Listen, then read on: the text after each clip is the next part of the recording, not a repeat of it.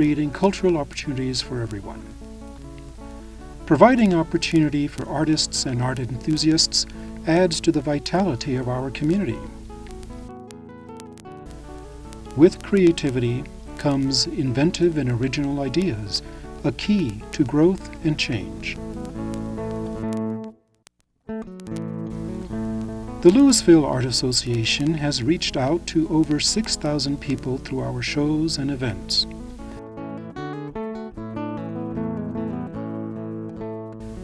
We have a membership of over 325 people.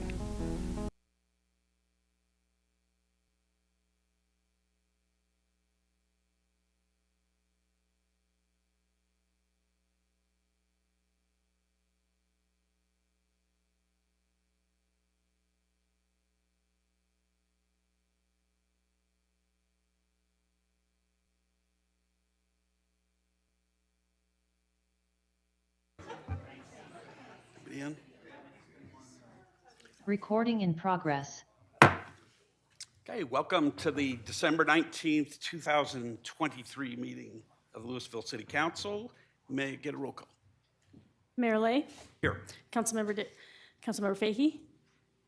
Here. Mayor Pro Tem Dickinson. Here. Councilmember Hamilton. Here. Councilmember Hefner. Here. Councilmember Kern. Here. Okay, is there a motion to approve the agenda? So moved. Second. All in favor? Aye. Aye. Any opposed? Okay. Public comments on items not on the agenda and items on the consent agenda. This is a chance for anyone to speak on an item not on our agenda or any item on the consent agenda. Speakers are limited to 3 minutes. Please tell us your name and if you're a Louisville resident. So I think I've got cards. If you are here but you haven't submitted a card and you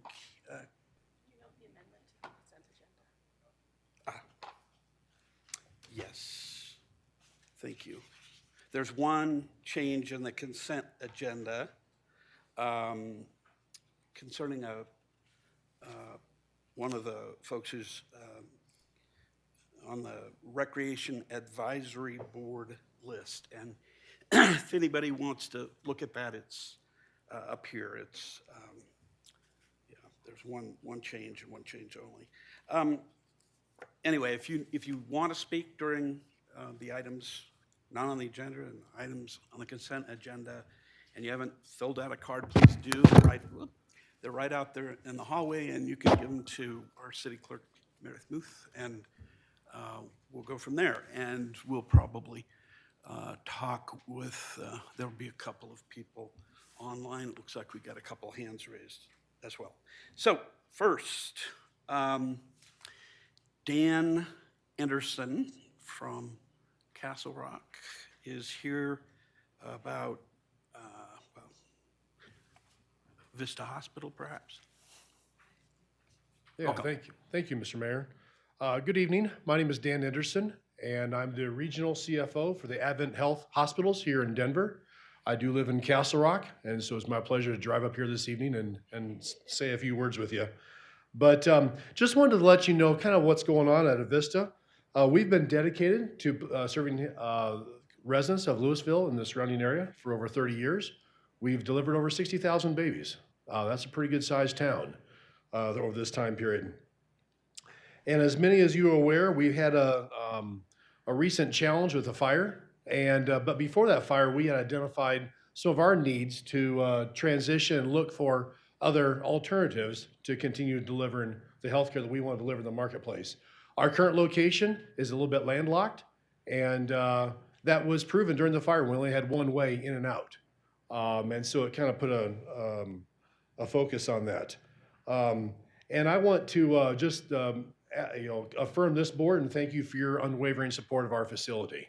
And we equally want to support this community. There was recently a transition that we've gone through as we've separated from Centura Management Company. And so there's been some misinformation, spread throughout, and we just kind of want to make sure that we have a voice here and that you have a chance to talk with us directly so we can keep the record straight about who we are and what we're doing. Vista Adventist Hospital, now known as Advent Health of Vista, is managed by Advent Health, based in Orlando, Florida. Advent Health has always owned this facility. It was just managed by Centura for the past 26 years. That's now over. And so anything that this council and anyone else in the city has heard from anyone in Centura is history, and I would suggest is not part of what we're doing going forward. But we do want this council to know that we have acquired, I have a contract on 40 acres in the Red Tail Ridge development that is part of our focus in considering our options for the future. And we've acquired that land because we do want to continue to be a major employer in the city of Louisville and taking care of Louisville residents and others in the surrounding area. But this change with Advent Health taking over management of our facility has put a little bit more gasoline on the fire. Bad example, but it's increased our urgency of saying we want to get going on this plan. We'd kind of been stymied a little bit and kind of slowed down under the Centura leadership, but we are very focused on this. We want to keep going. We want the city council to know that it is sincerely our intent to stay in the market and continue to deliver health care. And just want you to know that, and we're open to any questions, and we'd love to have you out for a visit at a Vista, and we can talk more about our plans. But I just wanted to share that with the council. Thank you. Okay, next is Sherry Summer, and she's signed up for 6 minutes, I think. I guess it says that you're pooling time with Cindy Bedell. Is Cindy in the house or online? Hi, yes, I'm here. This is Cindy, and I've given my time to Sherry. Okay, all right. And Sherry Summer, you have 6 minutes. Thank you so much. I'd like to comment on the recent board and commission interviews and the choosing of applicants. I attended all of the interviews except for 2 at the very beginning, and I believe that the litmus test that was used to select members of the Planning Commission was Red Tail Ridge. I feel very strongly that we need to revisit this process and do it in a fair way. I noticed that applicant Krantz and Howe had very detailed responses to their questions, in contrast with Brown Ice and Basket, who were chosen as incumbents to be reappointed. I looked at the interviews. Krantz and Howe had very excellent interviews. I believe Brown Ice's interview was overall good, but he misspoke when he stated that some think the comp plan has the force of law when it doesn't. What I believe he should have said was that we need to align the code and the comp plan to make our processes transparent to all. Deborah Basket's interview was fine, but it was not as thorough as those of Krantz and Howe. I noticed a lot of nonverbal cues in this meeting. When applicants for other boards were greeted, it seemed completely professional. There was no issue, but I noticed a big difference in treatment between Basket, Brown Eyes, and Howe and Keaton. Also, Josh and Chris were also greeted, and Bang were treated in a very different way than Keaton and Tamar. They were greeted very warmly. It felt like a real chit-chat session, like they were really happy to see them. And when Howe and Krantz entered the room, it was very, very clinical and cold and frosty. I could see a very big difference, and we can look at the tapes. There was a breach of norms during this meeting. Mayor Lay changed his demeanor abruptly when interviewing Krantz and asked in what I thought was a prosecutorial tone about any ex parte communications she had had regarding Red Tail Ridge. It was well known and actually stated by Mayor Lay during the proceedings that only the interview questions were supposed to ask, the set questions. That was really a foul, and it should not have been done. I noticed that David Banks was a clear favorite, although he himself admitted that he did not have any professional qualifications for this position. He was willing to take other positions, including the Urban Renewal Authority position, which I think would have been a better choice because Jeff Lipton has served many, many decades, and we have a stated objective of finding newer people for boards. I do not believe that Krantz and Howe were treated fairly in this process. We need to examine this process fully for bias and make appropriate changes before Planning Commission applicants are chosen. I would like to ask that you take this item off of the agenda until the process can be examined further. I would also add an additional note, which was that when I was at the interviews, there was only one spectator, and the second night there were two. So this was not a huge crowd. I had trouble hearing the first night, and so I was allowed to move a little closer to the table, which was quite far from the public seating area. And the second night, abruptly, in a tone that really shocked and offended me, Mayor Lay said, "You need to sit in the public seating area." It was just a command. I've never seen such behavior in any public meeting in Louisville. So I said, well, I couldn't hear, so I'm happy to move if I can hear. And he said, "This is not your meeting. You need to move." And Councilmember Dickinson followed up by, "You need to sit in the public seating area." Neither one tried to do any problem solving. No one said, well, there's 2 extra people in the audience. Let's have everybody here. I felt like this was deliberately tried. It felt to me like a power play. It felt like saying, "You're not welcome here." It felt like I'm in charge. And to me, this is not the kind of city that we are. We are courteous. We are civil. I have been civil. I have never lost my temper in a meeting. And I am shocked and offended by the behavior that Mayor Lay showed. And I certainly hope this is not a precedent. Thank you very much. Thank you. Next is, and I may butcher the last name because I can't quite read it. David Chu. Yeah. And I just can't read the rest of it. David, are you? Chigala. Thank you. That would be you. Yeah, that would be me. I'm Please. Sorry, Sorry about that. Horrible handwriting. Now, you had on the card, you are, I think you said you're speaking on 1867 and 1860. Pardon me? Yeah, I realize that. And that is an item on the agenda. So Right. what I would ask is that you wait Okay, until we sure. do that, and then we'll have you come up. Okay, thank you. Thanks. The next one is David Summers. Oh, and this one, this is about the Marshall Fire. All right.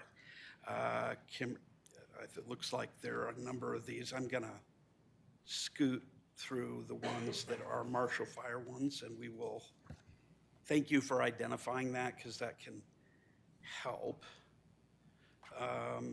Let's see. Just a minute.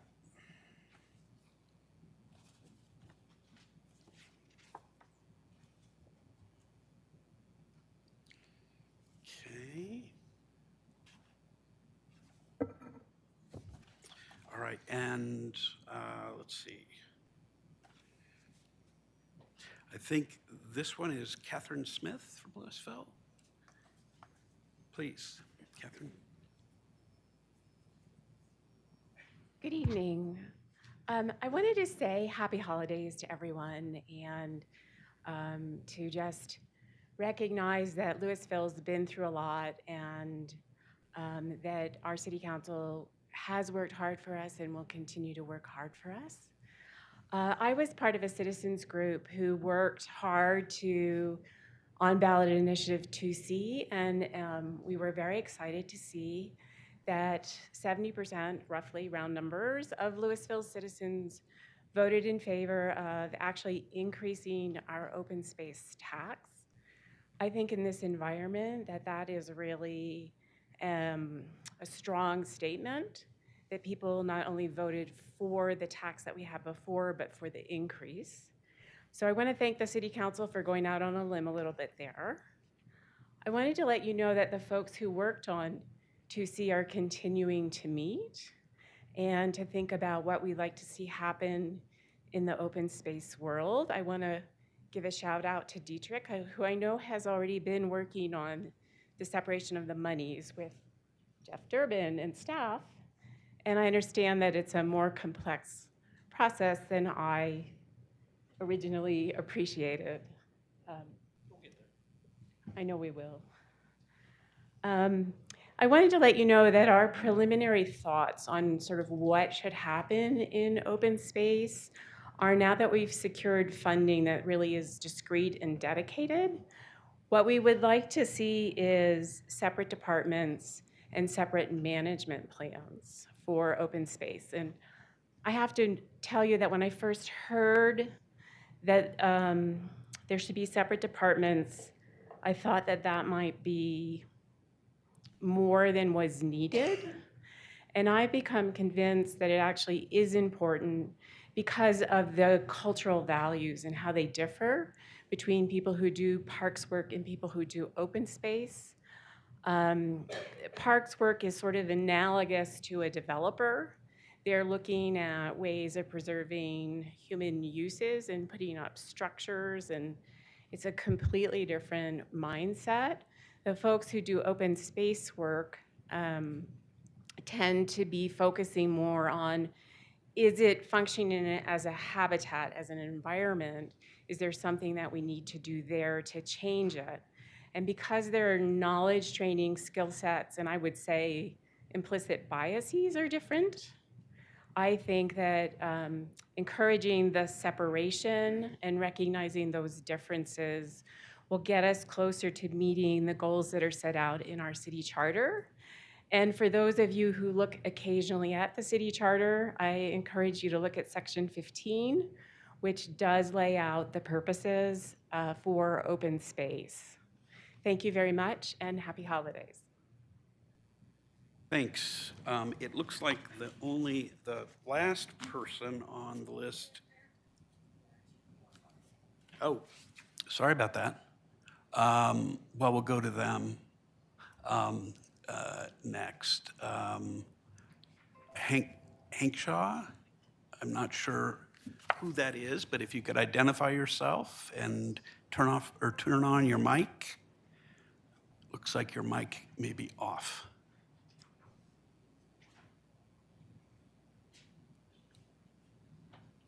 We can't hear you just yet.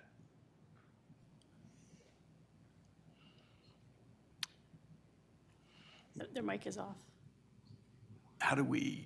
What does he need to do to, probably, we can't tell him because it's his computer, yeah. Yeah, if you can unmute your microphone, we will be able to hear you. Oop. Okay, he lowered his hand, so, oop, Hi, Council, that was a mistake. okay. It was. Okay. Sometimes we have that. We call that a legacy hand, or something like that. The last person on the list is Mark Painter. The item is red tail process. Okay, and he's waving it off. So I think we're ready to move on. All right, thank you all for the comments. We're on to the consent agenda. There is, as I mentioned before, one change to the consent agenda, and I think other than that, we're ready to go. So do we have? I move that we pass the consent agenda. As amended? As amended, thank you. Okay. Second. All in favor? Aye. Any opposed? Right. Thanks. The next one is council informational comments on pertinent items not on the agenda, and it looks like the Mayor Pro Tem has a comment. Yeah. I'd just like to say, after passing the consent agenda. It was an amazing experience. Thank you to Barbara and Dietrich for doing the first round of looking at all the applicants for the boards and commissions. And then we had maybe 8-9 hours of interviews. The residents of Louisville are remarkable. The applicants for all of, I think, 13 boards and commissions were remarkable. We had 5 members of boards not reappointed, and not a single one of them because they weren't good at their job. We had so many amazing applicants for so many boards. Really exciting to see all the faces and all the resumes of these people that want to serve on the library board and the Historic Preservation Commission, and it was really a joy. I love it every year, just watching and getting to meet all these amazing people who are willing to volunteer their time to serve as in an advisory capacity. And so thank you to everyone who applied, even those who didn't get selected, and really excited for a really strong group of members in our community. So thanks for all the hard work, everybody. I would add to that only that I want to thank the Mayor Pro Tem for handling that piece of the discussion, which we had to discuss the candidates. I thought that is a hard piece, and you did a very nice job on that, and I wanted to call that out Thanks. as well. As I've said many, many times, our city really would grind to a halt without the volunteers that we have, and the idea that people are willing to spend the amount of time that they do on all of these boards and commissions and come into meetings. I mean, there's a lot of other ways that people participate in public engagement, and we can't thank them enough for this. So thanks to those who have served and aren't going to be, and very good luck, and we look forward to working and being advised by those people who are either re-upping or continuing to serve. So thanks. Anybody else? Okay. City Manager's report. Thank you, Mayor. I'll be brief. First, I want to point out that we did recently, in the last month or so, make some changes to the rebuild dashboard on our website. And I want to clarify how this math works, because even I was reading these differently than was intended. And as families have started moving home, the problem there has become more apparent. So if you go to our rebuild page, there's a dashboard right on that page. There's a top column, homes and businesses lost, 550, debris removal complete. It's the next 3 boxes that I want to point out. Right now, as of today, this moment anyways, after 4 p.m., homes or units under construction reads 253. That means there are 253 active building permits in the rebuild. The next box is rebuild permits under review. That's currently 32. Those are permits that Rob's building department is reviewing and we have not yet issued a permit for. And then the next box is moved home, 118 as of right now. Those are people who have received their COs and are able to move home. When, for example, the 32 under permits under review, a permit 1 gets issued, 32 becomes 31, 253 becomes 254. When they get their CO, 254 becomes 253, 118 becomes 119. So if you do the math on this, we are well over 70% of our families are well into the rebuild process, which 2 years in is, I think, a pretty significant milestone. And so I wanted to point out that math to make sure everybody reads that right. Second of all, I want to talk about holiday hours, since we are. Sure. So the total is 403 that are either moved home, currently building, or permit under review. Correct. Thank you. Also, with the holidays, I wanted to point out our holiday hours. This is on our website under the city calendar, but the city hall will be closed on, usually on the weekends, but also Monday, December 26th, and Monday, December 25, and Tuesday, December 26th. City Hall will also be closed on Monday, January 1st. The public library will be closed on Sunday, the 24th, Monday, the 25th, and also closed on New Year's Day, January 1st. The rec center will have limited hours basically in the morning on the 24th of December, closed on Monday, the 25th, open on Tuesday and 26th, but the Brooks Cafe is closed. And then, let's see, and then open the 31st and the 1st with some limited hours. Coal Creek Golf Course is closed on December 25 and January 1. Again, these are all listed on our website. So I just wanted to make sure people are looking for that because we do have some limited hours. And I wanted to give a huge thank you to our building official, Chad Root. Chad has volunteered on his own to do building inspections all the way through the evening of December 24th, Christmas Eve. So over the holidays, he has volunteered to do building inspections. That's how dedicated our building department is to helping people move home. So big shout out if you see Chad, thank you. That's all I have, Mayor. Thank you. Thank you very much. That is just all told really, really good news. One of the things I wanted to mention is we all know that the anniversary of the fire is coming up, and that's a huge stress and burden for a lot of people, and frankly, the holidays are a burden and stress for almost everybody, but sometimes a really difficult time for some folks. But I appreciate the dedication of the staff to trying to get people home as quickly as we can. I know that people are very anxious about trying to get there before their ALE runs out. And to your point, I just wanted to highlight that that 70% number is really astonishing. And it is, as I understand it, from the comparative figures, particularly California compared to us, because California has a lot of fires, and some multiple fires in the same communities. But that number is much higher, much faster. And the other thing that I think is really important, and I don't want to underestimate this, is that often what happens is different people move in. Different people who are a whole different economic situation, and often sort of gentrifying everything.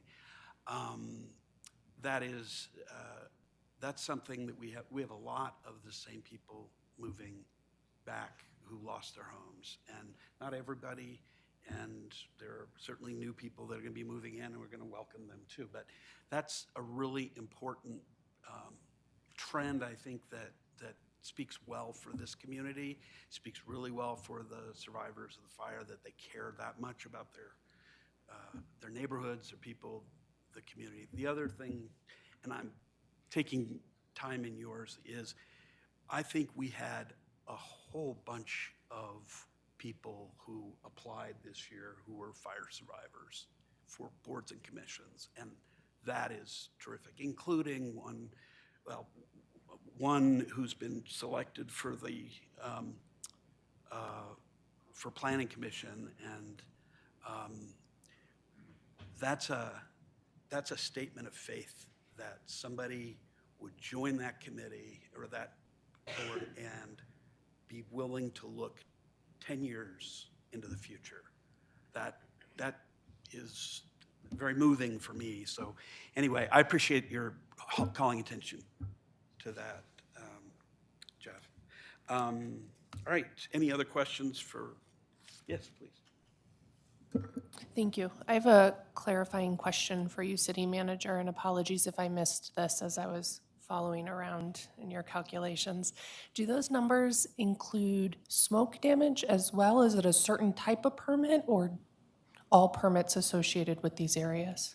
These are homes that were lost. Complete loss? Yeah, the smoke damage, the insulation permits, it was around 1,600, is that right?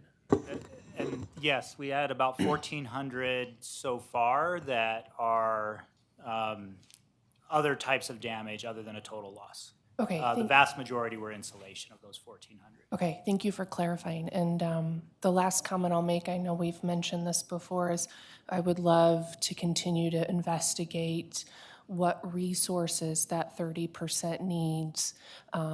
It's likely, I suspect, different than the initial cohort that's rebuilding and getting their certificates of occupancy. So I think as a council, it's important that we commit to that data and figure out how we can support those individuals as well. Appreciate that, and we are working on that as well. Of course you are. You guys are magnificent. Thank you. Thanks. Anybody else? Yes. I'll just add my thanks to everything that the staff has done to make the rebuild process as easy and financially doable as it has been. It's been amazing to me to see how many people are able to move back home or just to rebuild, even if they're not finished rebuilding yet, to just be confident enough to take that step. The process has been just amazing. And then to have the Public Works go and tell Maui how to do it, that just blows my mind that we have an amazing staff at all levels that are doing amazing work. Thank you. Thank you. And I was just looking for, bear with me for just a moment. Our next item is regular business. Item A is a proclamation of National Law Enforcement Appreciation Day. The Police Chief Gutierrez is here. I don't know whether he has a presentation to make or comments, but I welcome him to the microphone. Thank you, Mayor. I don't have a formal presentation, but National Law Enforcement Appreciation Day was started back in 2015. It was primarily driven through the concern of police survivors as a way to show community's appreciation for their law enforcement professionals. And I think this goes a long way to the officers and professional staff of the police department, just to say that council and the community do support what they do. They do have a difficult job, but they're out there dedicated day in and day out to make sure that the quality of life in Louisville is upheld and that people feel safe in this community. So thank you. And we appreciate this is your first National Law Enforcement Appreciation Day with us. So welcome again. We have a proclamation which I'm going to read, and then I'll ask for a motion to, I guess, make that official. But I'll read it now. This is a proclamation for National Law Enforcement Appreciation Day. Whereas National Law Enforcement Appreciation Day was founded in 2015 to recognize officers across the country for the daily sacrifices they make for the communities, and whereas National Law Enforcement Appreciation Day is observed on Tuesday, January 9th, 2024, and observance of the day are encouraged to support law enforcement officers by wearing blue and turning on blue lights at their homes. And whereas the health and safety of the residents, visitors, and businesses of the city of Louisville, Colorado are important to quality of life in our community, and whereas the city of Louisville, Colorado is the proud home of dedicated law enforcement officers who put their lives on the line to keep the community safe, and whereas we appreciate the extraordinary efforts and sacrifices made by law enforcement officers and their family members on a daily basis in order to protect our homes, workplaces, roadways, and places of recreation. Whereas the well-being of the city of Louisville, Colorado residents is preserved and enhanced as a direct result of the vigilance of law enforcement officers. Now, therefore, be it resolved by the City Council of this city of Louisville, Colorado, that January 9th, 2024 is proclaimed as National Law Enforcement Appreciation Day. Can I have a motion to accept the proclamation? So moved. Second. Voice vote on this? All in favor? Aye. Aye. Any opposed? Thank you. Right.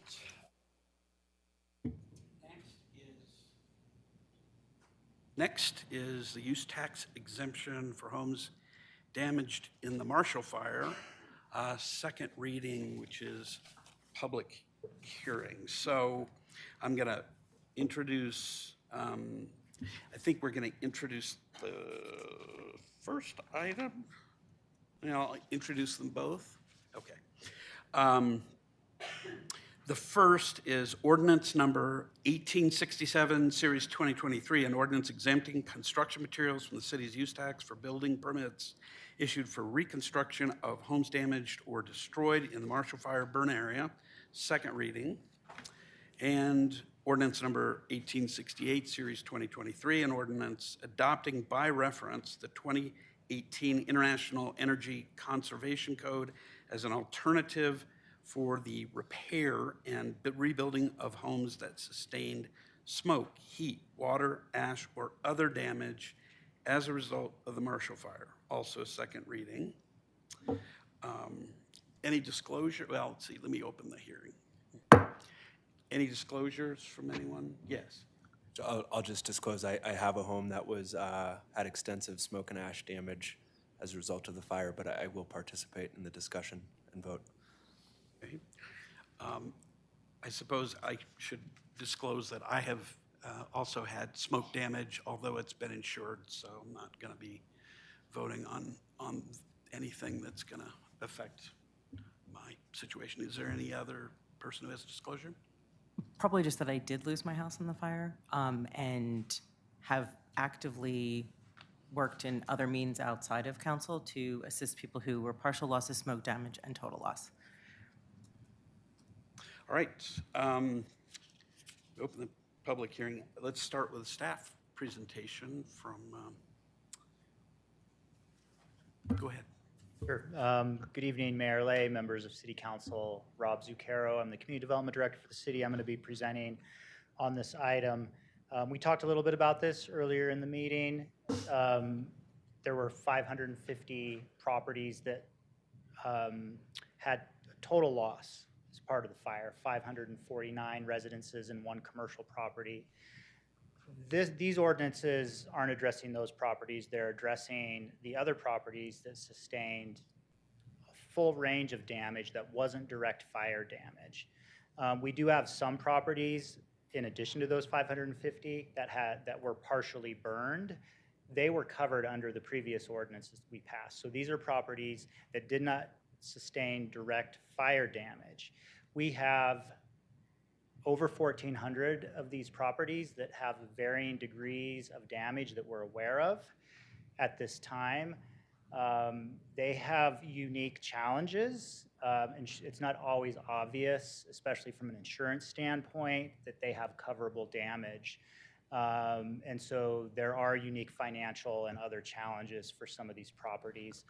Of the 1,400 or so permits we've issued, the majority have been just for insulation replacement, but we have dozens and dozens of others that had more extensive damage that could require drywall being removed, siding being removed, definitely heat damage to windows, roofs. Those were all very common damages that were sustained that weren't direct burn to the structure. So there's quite a bit of demand. So as you all know, the city passed an ordinance previously for the total losses or those that had fire damage for use tax, city use tax exemption.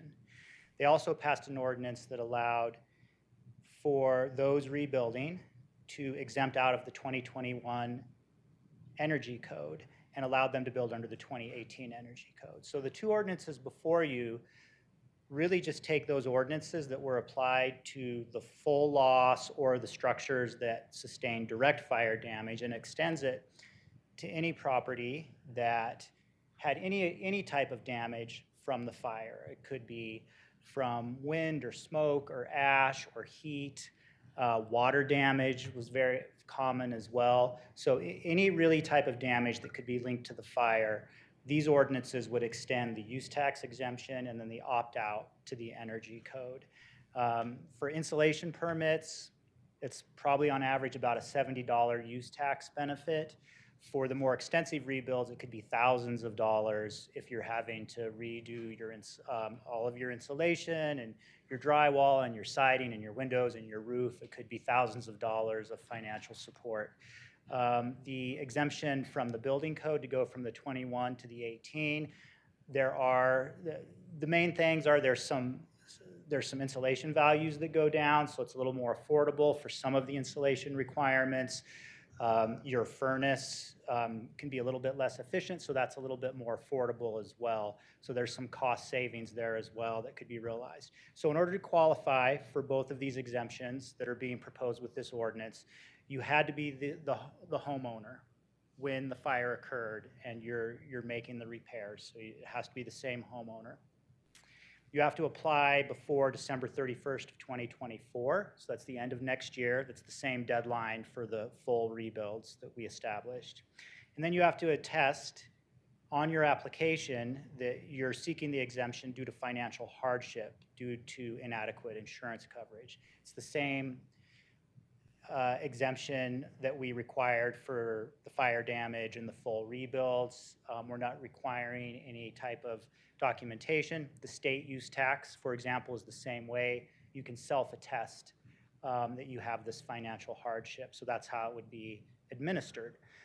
Again, there's two ordinances before you, one related to the use tax, one related to the building code opt-out. We took the same language from the previous ordinances and made some slight modifications. And I'd be happy to answer any questions.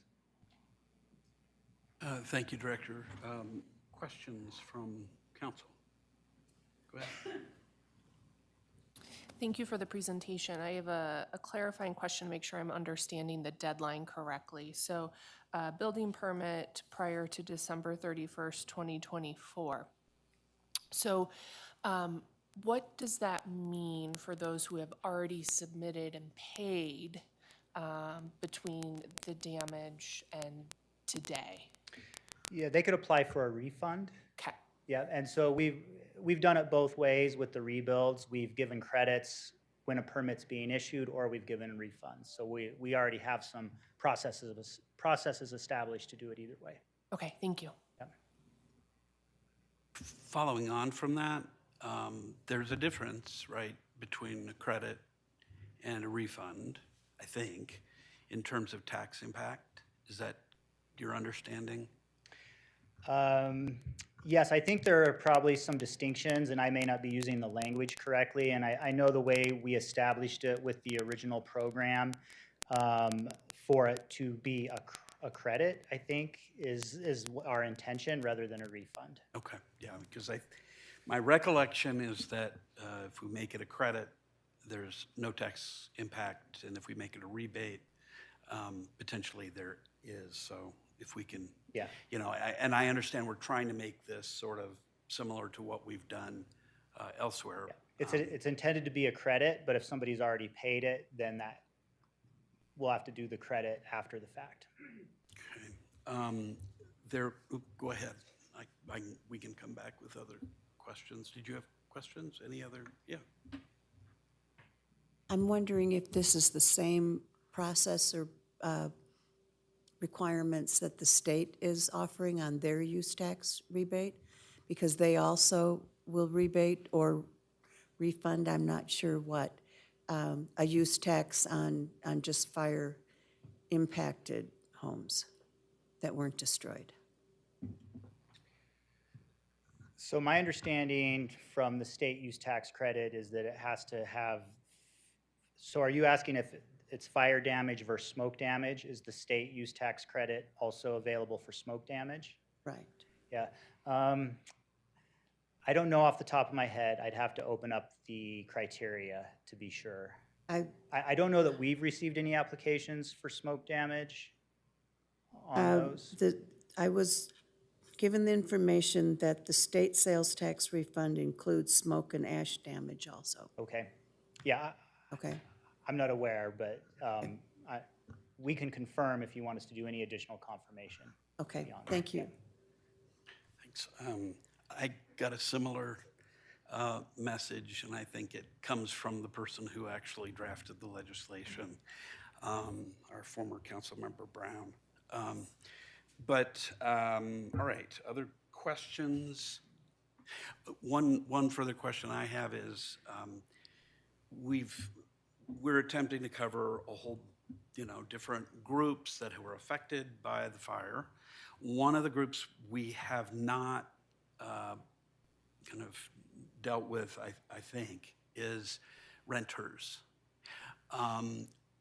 This particular, these two ordinances don't deal with use tax. I don't know, to be honest, whether there is an impact on renters of the smoke damage that might implicate use tax, but I just wondered if that was considered at all. Not in these ordinances. They're really going to apply to the homeowner or the property owner. If it was a rental property, it's really the property owner that would benefit from these. Okay, any other questions? If not, we're going to go to our first round of public comments, and I've got quite a few public comments, which is good. First is Tanya Samaru.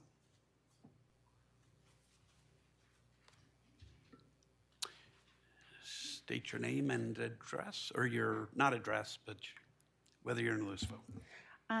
Okay, I'm Tanya Samaru. I'm a Louisville resident, displaced from Cornerstone to Short Place right now. So I lost my house in the fire, and I was here talking to you a lot about use tax relief. Supposed to have, my husband is also joined, so it's out of time, but okay. So talking about smoke damage, toxic substance damage, and thermal damage to homes.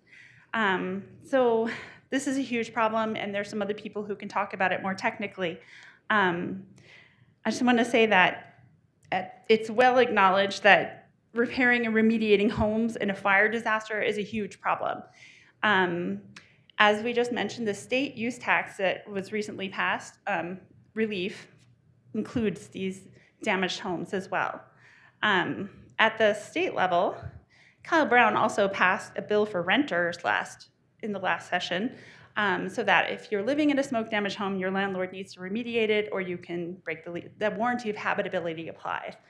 At the moment, Kyle and Judy, Representative Brown and Judy Amable are working on creating a task force, I think through the DOI, that would look at how to create regulations and remediate. So they're looking at how do we actually create some standards for how to do this, because there aren't any. Our fire was unique. There was another urban fire that happened in California, but maybe it wasn't as big a problem. We are kind of at the forefront here of the urban mega fire. And what we're doing here is leading in the country. Recently, the fire happened in Lahaina. They have huge smoke damage problems there. They're going to be looking at what we did here in the state of Colorado and in places like Louisville to help people get home. So as I understand it, Superior has granted use tax relief to damaged homes. And I also want to mention that Community Foundation, pretty instantly included the damaged homes in their rebuild fund when they found out that there were dozens and dozens of people who were stuck with hellish situations where they don't have the money to do it, or they can't figure out how to do it, and people can explain those circumstances more. I just want to talk about last year we came here and we talked about use tax relief. We talked about people being underinsured, the need for it. In this damaged home community, they have the same funding shortfalls, and for a lot of more complicated reasons. I want to point out that we argued that the city budget, the use tax from the fire was sort of a windfall that wasn't anticipated, and we understand that 30% of the town is going to be rebuilt by investors. So the city's still getting a good amount of use tax from those rebuilt homes. The financial impact of this ordinance is pretty small. It's like more than 100,000. It's less than 150, isn't it? And It's like 0.3% of the annual budget. I think your time is, oh, wait. She's pooling her time with her she's pooling her spouse time. who's online. Sorry. So I want to point out that there are even more important reasons to grant this use tax relief for Louisville. One is that remediating homes is super important. There are families that could not figure this out. In the case of a full total loss fire survivor, when you rebuild your home, it's new, and you get some, maybe you might get back some of your shortfall in home value when you're done rebuilding.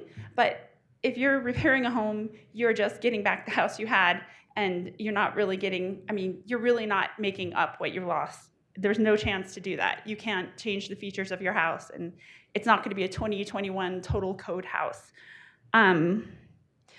We don't want these homes in our community that are not remediated. We want all these homes that are especially problematic to be fully remediated as much as possible.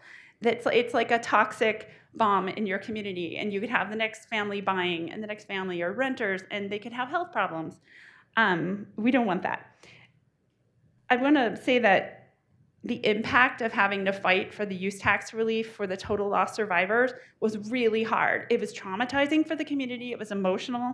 And a lot of people were left with the feeling that Louisville is fine without you. People said that, in fact.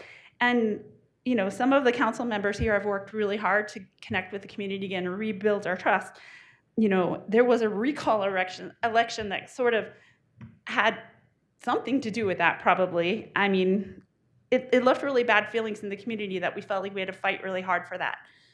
I would hope that, in my experiences in the Marshall Together admin, the people with damaged homes that are still not home and still don't have a path to get home are the most traumatized members of our community.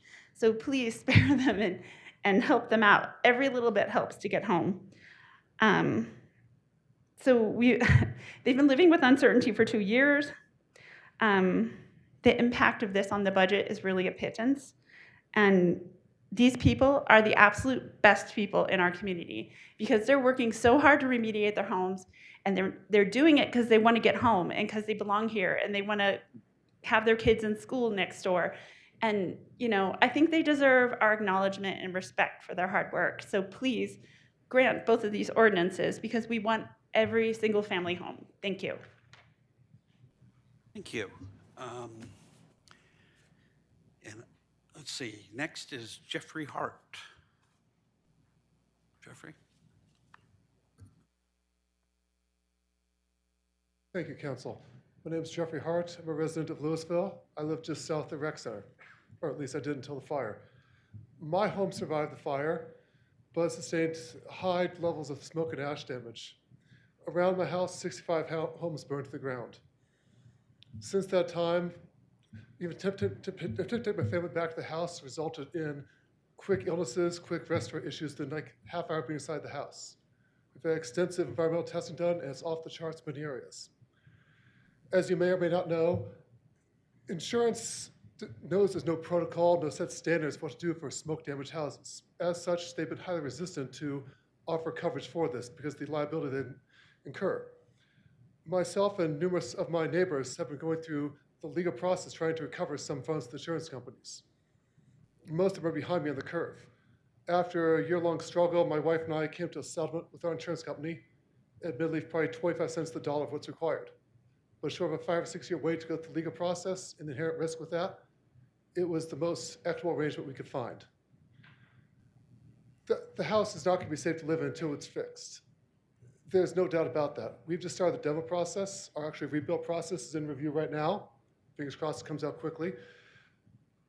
As they started demoing the house, we found more and more damage than I've expected inside the walls. Entire sections of the insulation are black through the entire depth of it from smoke, piles of ash between the walls. The workers who hate wearing masks are wearing masks during the demo because even they recognize the risk inherent with this. I want my family home, but I need them home safely.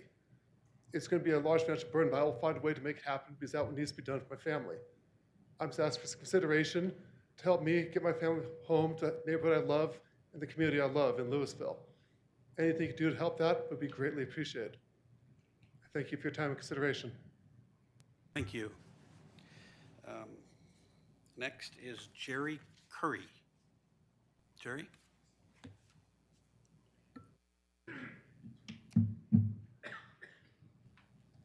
Thank you, Mayor and council members. I'm Jerry Curry, the Executive Director of Marshall Rock, which is the Marshall Fire Long-Term Recovery Group. I'm also now leading the Smoke and Ash and Standing Home Task Force, which is made up of survivors, state and local government agency representatives, and our elected leaders who are really forcefully leading the charge on this. Households who have extensive smoke, ash, and thermal damage are really struggling in the recovery. I'm familiar with the entire landscape of the recovery, and these are some of our toughest cases that we see on a daily basis. The challenges are similar to those whose homes were destroyed. However, in some ways, it's even more difficult. People question them at every step of the way, whether they really did have as much damage. They feel lesser than, their home is still standing, and so they feel guilty. It's a wide range of challenges that they're faced with. The insurance companies are rejecting the majority of claims, blaming it on the lack of clear HUD standards, which is why Representative Brown and Representative Amibile are both fighting for that. There's no HUD standard on smoke damage, which we find quite shocking. But when I sat across from HUD, they looked at me and said, this is new. Found that surprising. They also blame they say that their industrial hygienists, the insurance companies, are the authoritative voice. And just as an example, they basically refute anyone else that brings in an industrial hygienist that says something different, which can be incredibly discouraging. I am so grateful for the support of the city and for one of the partners that's sitting to my right now, Rob, and his planning and permitting department. They have worked tirelessly to move this forward and to move permitting forward for everyone. And without them, we would be stuck. 1,400 permits don't happen overnight, and it's been a lot of work. And he's continued. We spent 2 hours on the phone basically today talking about a lot of this, trying to figure out how we can help.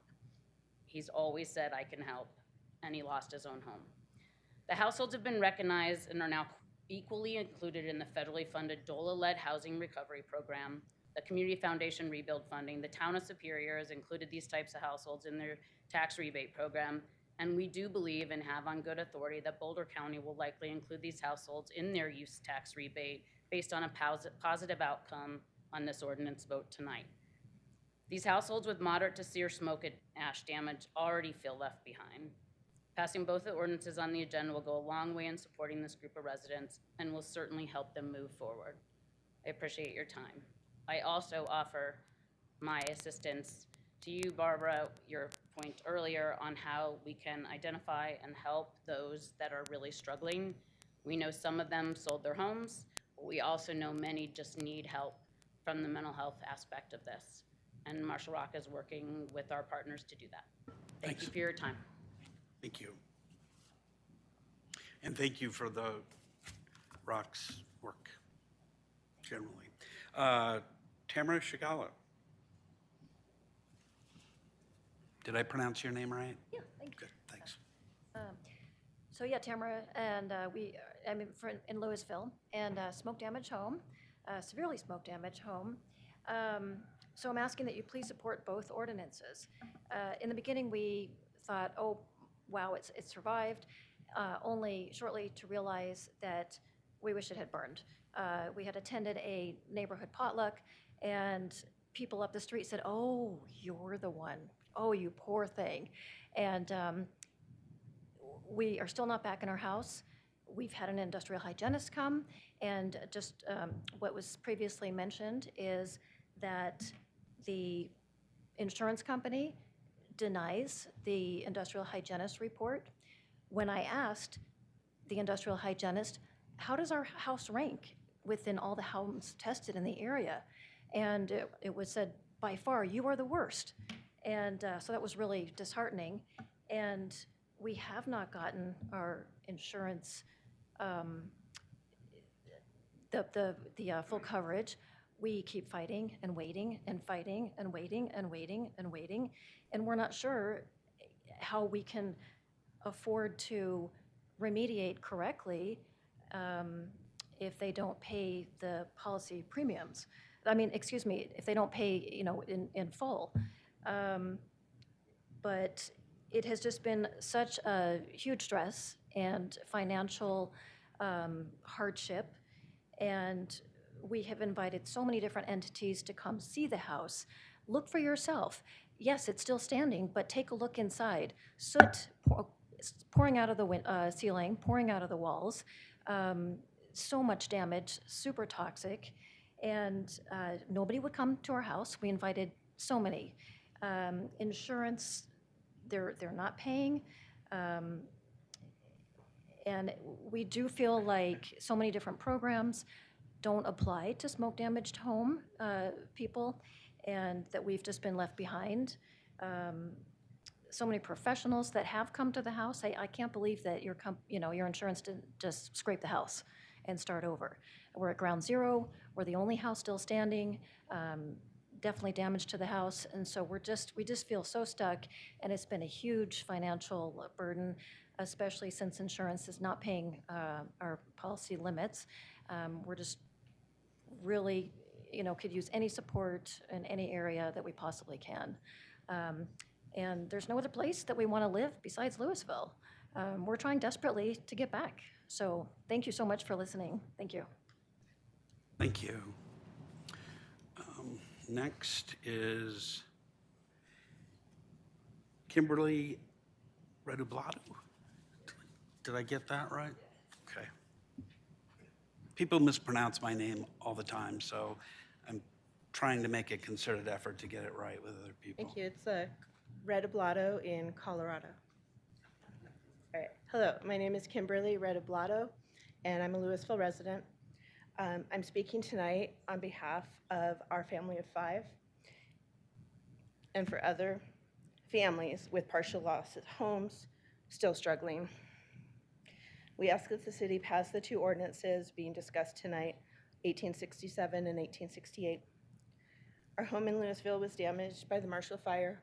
No one is living in it. It's standing there with nothing but old furniture and some toys.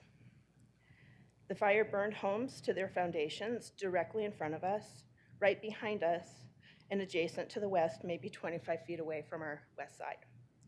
The firefighters held the line at our home. Everything for miles to the west was destroyed, and the neighboring houses to the east saved. We had apparent burning, melting, water damage, scorching, and breaking. We lost our brand new landscaping and 30-year-old trees. There was a smell of char and a stunning, horrible stench of chemicals throughout our home. The Christmas tree stood in the cold and dark for weeks. The following details demonstrate our financial hardship, which would be aided by the 2 ordinances on the table tonight. We first attempted cleaning the structure and contents.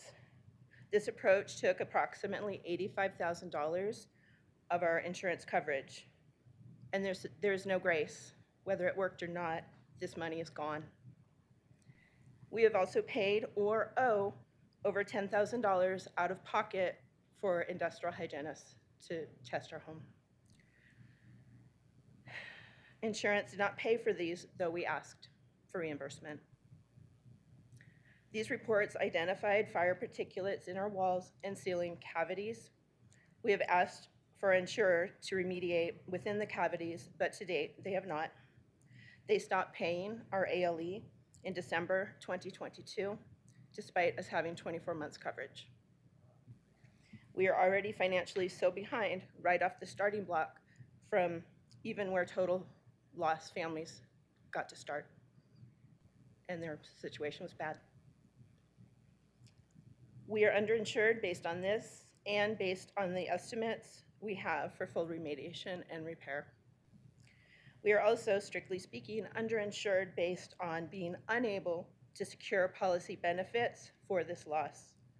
Other families with partial losses, too, are unable to secure policy benefits, rendering them also underinsured, whether for a roof, carpeting, encapsulation, or removal and rebuild of drywall. Exemption from the 2021 building codes would make it feasible or even possible to retrofit our 1992 structure. The user tax rebate will help us to financially recover somewhat in the end. We ask that the city grant us the assistance already shown to the families with total losses. Thank you. Thank you very much. David Summers?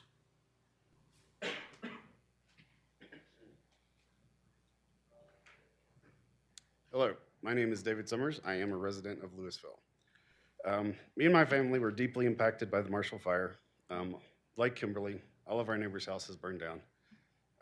Our house only stands because of the efforts of the firefighters that decided to make our house the line in the sand and worked tirelessly all night to save it. The closest house was 10 feet away from my house that was burned to the foundation. It burned our landscaping shed, melted the windows, charred the siding on the back of the house, filled all the wall cavities with soot and ash. To repair the damage, we had to replace the siding, the roof, all the windows. We had to tear the house down to the bare studs from the outside, remove the siding, sheathing, insulation, and then replace all that. We had no ordinance and law coverage in our insurance. We were left with a large insurance gap. We were lucky in that we had savings, so we paid out of pocket to get back into our house. We were out of our house for an entire year.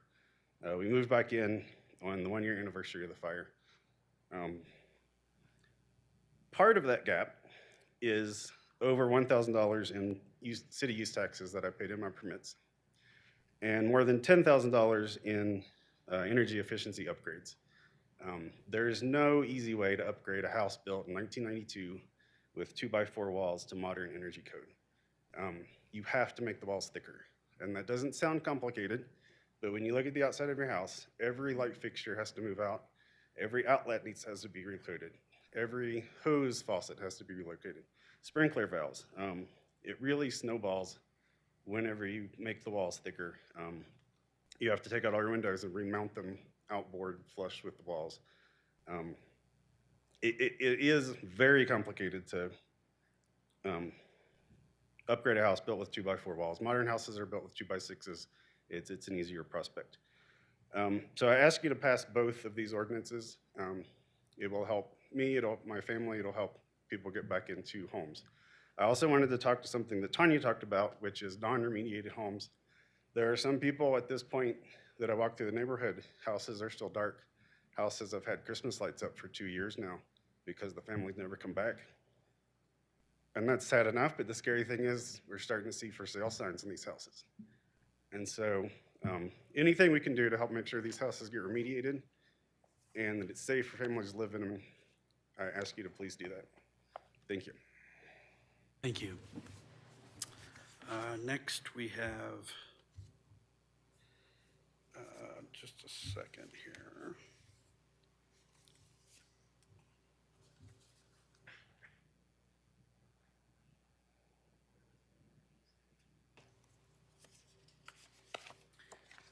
Give us no. David Chagala.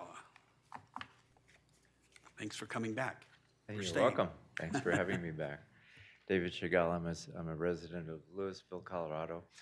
I could pretty much say ditto to what we've heard here tonight. It's pretty much a sad story and a common story. Our house was the only one left standing in our neighborhood. We thought it was a blessing. It turned out to be a real curse. From a purely financial and insurance standpoint, if we could wish something different, we would wish that our house burnt down to the ground with everything in it, because the 2 years that we've been going through this has been worth it.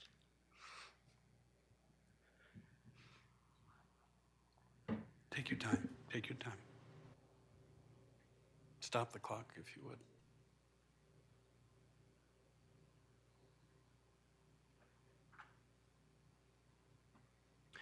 It's just robbed our lives, our time, and I know everybody else has gone through the same thing. But thank you. Yeah, bottom line is we just need all the help we can get, just like everybody else. You know, our insurance basically came in. The adjuster said, I've never done fires before, I've only done hurricanes and water. And his basic end game was paint it, encapsulate it, and it'll be fine. We weren't going to put up with that, so we tore out everything because we aren't going to live in a toxic house. As we tore things out, we found piles of soot in the 2x4s this high, within the insulation, within the 2x4s, within the drywall. That's not pre-loss condition. You know, it's just not. It's insane what the insurance companies are doing with all of us. And for the life of me, I don't know how they can get away with it. I mean, I made a Department of Insurance complaint, and they said, nothing we can do. There's no industry standard. And I said, who's regulating who? You know, I have a license in this state. If I act unethically, I get it pulled. I don't get to work here anymore. The insurance companies, they do whatever they want, and they have to all of us. And it's just nothing short of criminal. We hired an industrial hygienist for $12,000 to thoroughly inspect our house. Her synopsis was, tear it down. It's so toxic, nobody should live in this house. Insurance says, paint it and encapsulate it, everything will be fine. I mean, that's how far away we are. And in dollars, that amounts to pretty close to $1 million. You know, so with the help of our construction company, we've been able to get a little bit more money out of our insurance, but it's been a fight every step of the way. We've been doing nothing these last 2 years but fighting with insurance when we have enough insurance coverage to take care of us. The insurance just won't pay for it. So we're not underinsured. I upped our insurance about a year beforehand, and we're not underinsured. It's just the insurance company won't let go of it. And when I upped our insurance coverage, I really thought we're safe, we're covered, and nothing could be farther from the truth. So, thank you for your time. Thank you. Jeremy Dunning.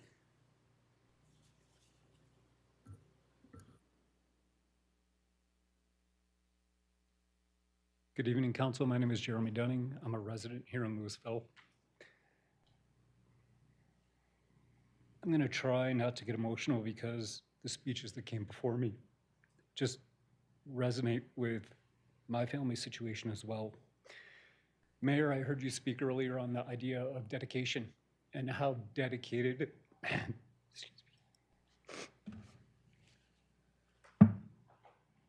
Just take your time. How dedicated the residents that are before you tonight and in this town are to moving back in. Those of us who have been severely impacted by smoke, soot, ash, our houses are inhabitable. You've heard about insurance gaps. You've heard about how the rebuild process is very different than the remediation process. David spoke about how in order to bring a house up to code that was built in 1992 is a near impossible task. I can't tell you that my situation is any different. I wish I could, but every step of remediation, you go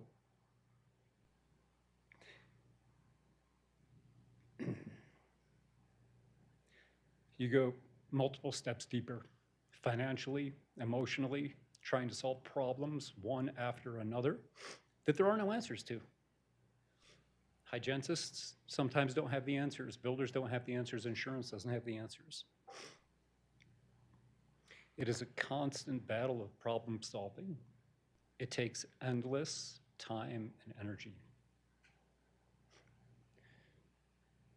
In a time when these residents, including myself, are so dedicated to living in this town, to being parts of our community, and to just try to get back to what we had, I encourage the council to consider both of these ordinances in helping us in one small step to what seems to be almost an impossible task forward. Thank you. Thank you.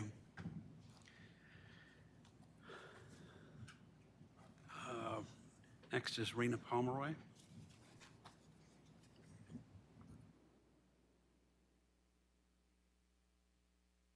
Good evening.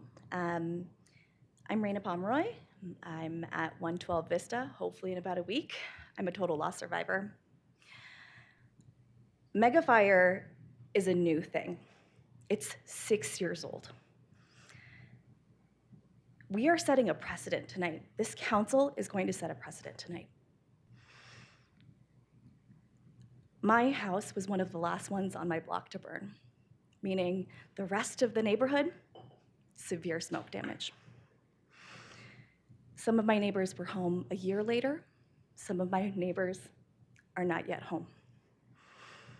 The ambiguity for this community, unlike for my situation, is so real. They don't know what comes next. Because this industry is so unregulated, like Jerry said, HUD doesn't know what the standard ought to be. This is an impossible situation for people to live in. There's very little FEMA and SBA and additional financial support out there for these groups. And it makes it really complicated to find financial assistance to be able to make it back to zero. Not even better, just to zero. I just returned from Lahaina, Maui, that was devastated by the fire, with the After the Fire delegation. That community is looking to us. They're looking to see what we're going to do. This is a really important decision. That community, amongst so many others that are going to follow, will have severe smoke damage like our community. Megafire, unfortunately, is going to continue. And I think the decisions that we make today are really important. I would like to compel the council to vote on the side of getting our families home. Thank you. Thank you. I think, unless, let's see, we have one online, and I think it's Hank Shaw? That was, yeah. Hi, it's Joanne Spears using Hank Shaw's computer. I would like to, my name's Joanne Spears, and my husband and I lost our home in the fire, and we're rebuilding and very much appreciate the relief and the support we received to date. I'm just here to speak in support of the passage of the two ordinances, 1867 and 1868. And as you've already heard, the folks who spoke tonight are really struggling. These are our neighbors, and I believe it's very important to show our support. And I urge the City Council to provide the relief from the use in the 2020 Energy Code. It's just the compassionate thing to do. And that's why I've listened tonight. I just think it's so important for us to bring these folks home as well. Thank you. Thank you. Are there others who haven't yet spoken? I think that's all we have online. Anybody else in the gallery? Okay.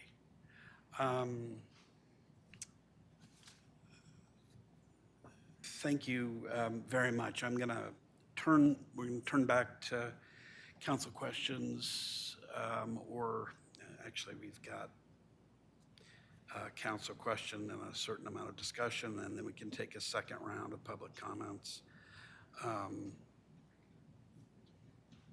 Yeah. Yes, Councilmember. Mayor Pro Tem.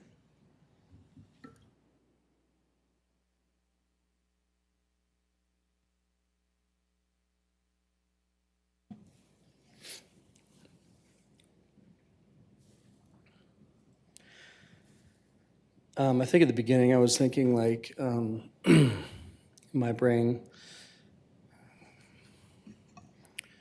you know, don't worry, you don't have to make a big appeal. Just let us talk and it's all gonna be good. And I'm so glad that you all got to speak, because you know, I have friends in your situation, and it's it's really intense and it's all sorts of trauma, right? But a different kind of trauma. And I think, you know, not being seen as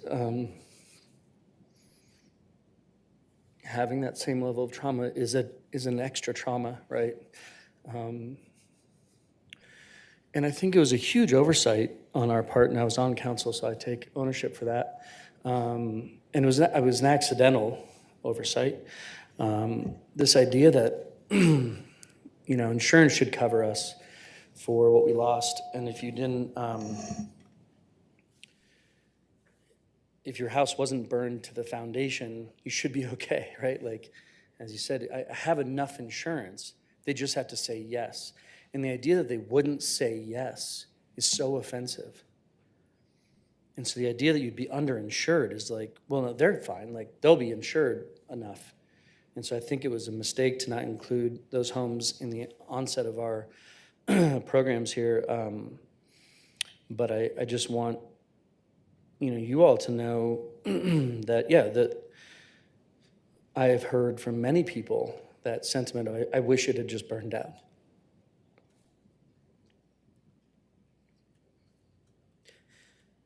Because of an insurance company? Like, how dumb is that? Like, just because you didn't get the support that you needed, like, the reason it's worse isn't because it's worse. It shouldn't be worse. It should be better. And because we don't have the support of the world around us, it's worse. It's so wrong. But what we're talking about tonight is just including all those families into what we are already trying to do, which is the little piece we can do is make it easier. It's a drop in the bucket, you know, the use tax rebate. For some of you, like the installation, like you don't even, you're already done. Like, you're not gonna go back and do a different installation. So whether it's the code or the use tax rebate, it's not the dollars, right? It's the compassion, and that's kind of, so I am so happy to hear from all of you and that you made me cry. And the number of people in the room that are teary-eyed, right? It's hard not to be. And so thank you for being vulnerable, and thank you for sharing your experience. And I'm so sorry for everything you've been through. And a huge thanks to staff for doing the work to get us to this point today. And again, from me personally, just one of your council members, an apology for how long this has taken. This in retrospect should have come a lot faster and sooner, and I apologize for that. But I think the only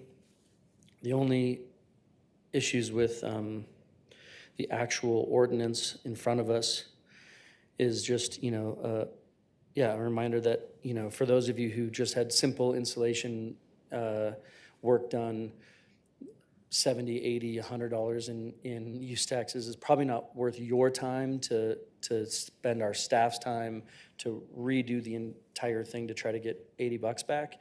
This is, I think, why we're here today, is for the people that we're talking about, the people that are really struggling and aren't in their homes and are really having to lose a lot of money in this situation and are underinsured. So I'm so happy that this is back. I'm sorry that I it was difficult to speak, but thank you all for your contribution to the conversation. Thanks. Go ahead, Ms. Kern. Thank you very much. I had to touch Councilman Dickinson. I'm a hugger, as a lot of you know. So I almost got up and hugged him in front of you all. So, but thank you for actually showing that support to our residents. I have also spent the last 2 years suffering with all of you. Not being in the room and seeing you and hearing you every single day for the last 2 years. So goes without saying, you have my endless love and support, compassion.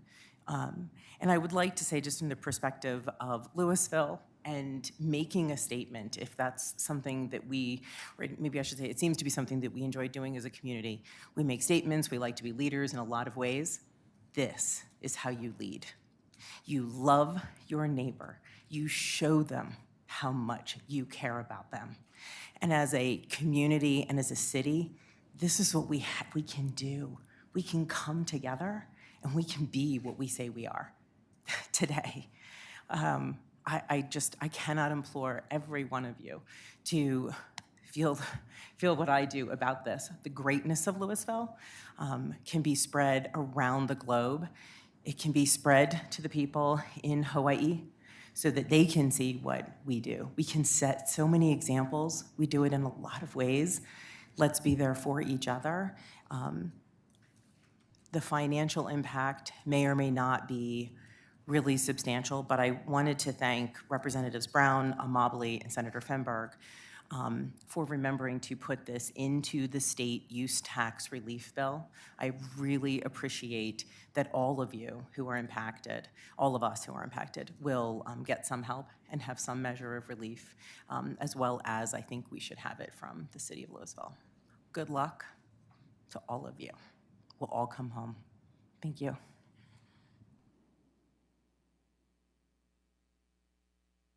Sure. First of all, thank you to everyone who showed up here in chambers, who showed up online to make comments about this agenda item. In my mind, this is a no-brainer. I do have a question, though, about the deadline of December 31st, 2024. I think from what I understand in your presentation, it aligns with the deadline that we had created for the total loss. Is that correct? That's Okay. correct. I see a nod. So after hearing these stories about the lack of industry standards, the drawn-out legal processes, and the mental health challenges that come along with navigating this process, I'm sitting up here wondering, is that a reasonable deadline? And I know it would deviate from, the previous ordinances that were passed for the total losses, but I'm concerned that this might not be long enough if these families are already having challenges navigating years after. Is a 1-year deadline from today going to be enough for them? And I'm asking that because some of the requirements in this are that it be the original owner, et cetera, et cetera. So it's our neighbor. So why do we have to put a 1-year deadline on it unless there's a good reason that we have to? So I just want to bring that up for discussion.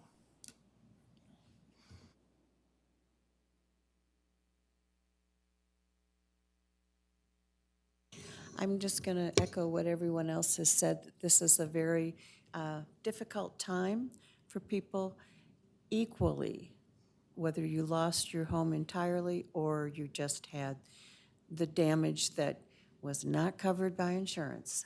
You've got to love the insurance companies. I'm also concerned about people who can't afford to do the mitigation in their homes And what happens to those homes? Are we going to have a whole community of homes that are inhabitable? And have a reputation for having homes that you just can't live in anymore. They're not safe. And so I also am fully in favor of both of these ordinances.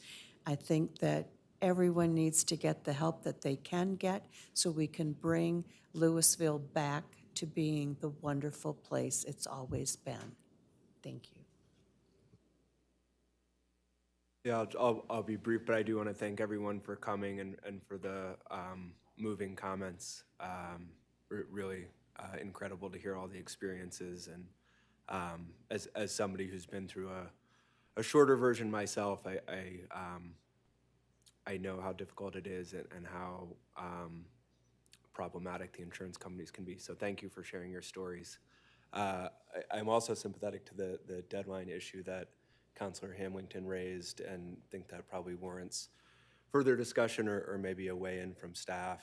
And I also just want to echo Councilor Dickinson's point that we're a little late in doing this, and it's really, I mean, frankly, it's not that much. You know, I hope it helps. I hope it's something, but it's as much as anything a gesture, and I hope the gesture is appreciated. But I wish there was more that the city could do to help this situation, because it's just so difficult.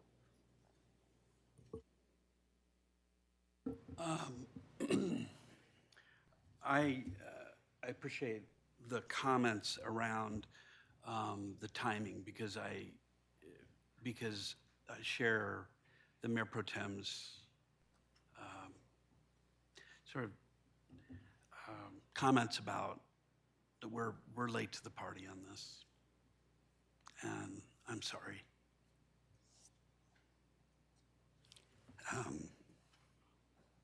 Because I know some people who've been in their homes and who've said just what we've heard tonight, which is better that they had burned than to have to deal with this sort of trap. And it does remind me sometimes of, we compare pain, right? It's all a bunch of negative integers. And really high ones or low ones, I guess. I think these ordinances is certainly the least we can do. But I do think that because we are late to the party, I guess I would be inclined to want to add an extra year to the time period just right away, and then. And frankly, to revisit the issue, if the people who are talking about these issues have these problems next year, I mean, I just think we need to be mindful of that. But I think out of the box, I think we should add an extra year to that period. I just don't think the fiscal impact. I don't know whether it's going to change. I know that there's there are future permits that we don't have a number for right now. I believe, at least a staff memo suggested that. But I really do think that we gave relief to the people who lost their entire homes a year and a half ago, and so it seems to me only fair that we add that. But I don't know whether staff has any comment about that possibility. No, I think from staff standpoint, extending it another year, I don't see any issues with that from our standpoint. Okay. And I think the other thing is I just really thank you all for coming and for being so civil to us.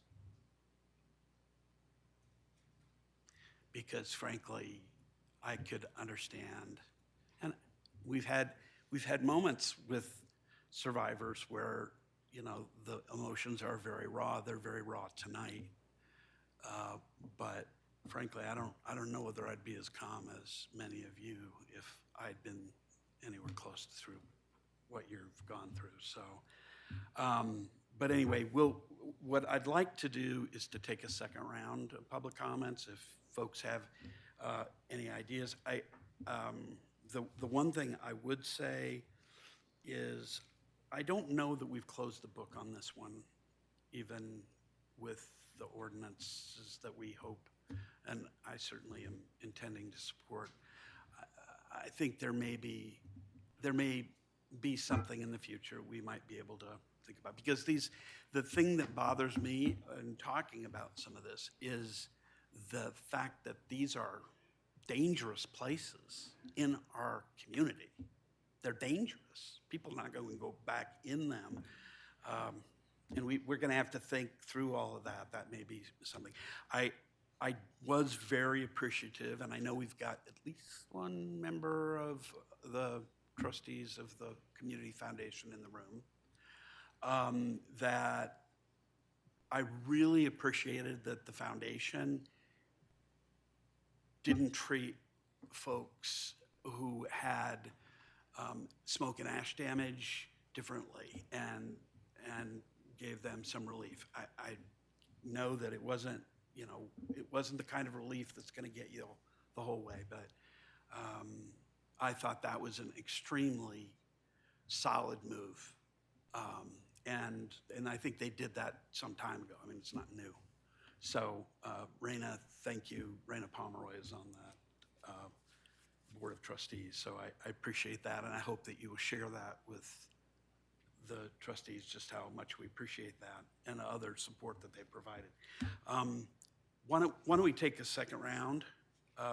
If anybody would like to speak again or whatnot about anything we've talked about, please come up, and you have another 3 minutes. Yes, Ms. Sumru?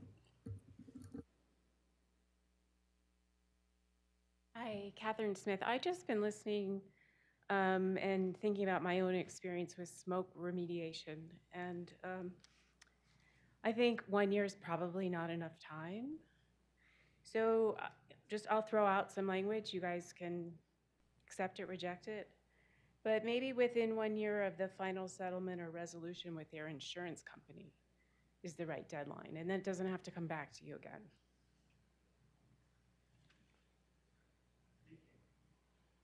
For those who don't know, Catherine had a prior life as a lawyer. She's recovering now, but thank you for applying those skills. Yes. And speaking of which, yes, Ms. Sumru?